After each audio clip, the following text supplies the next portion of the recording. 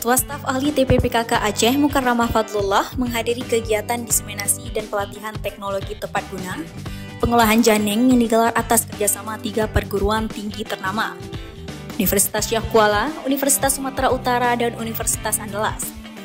Kegiatan ini berlangsung di Desa Riting, Kecamatan Indrapuri, Kabupaten Aceh Besar pada Jumat 25 Juli 2025. Kegiatan ini bertujuan untuk meningkatkan nilai ekonomi janeng, tanaman umbi-umbian lokal yang lebih dikenal masyarakat Aceh sebagai ubi iwi atau ubi beracun. Meski sempat ditinggalkan karena dianggap beracun, janeng kini kembali mendapat perhatian sebagai bahan pangan alternatif berkelanjutan yang kaya gizi, bila diolah dengan benar menggunakan teknologi tepat guna.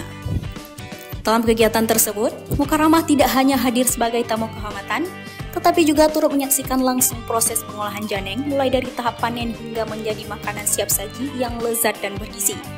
Ia bahkan sempat mencicipi hasil olahan tersebut. Lebih jauh, Mukarramah mengapresiasi inisiatif yang mengangkat kembali potensi pangan lokal dan mengajak masyarakat, khususnya generasi muda Aceh, untuk melestarikan dan mengembangkan kembali warisan kuliner lokal lewat semangat penajuh indatu atau makanan warisan leluhur.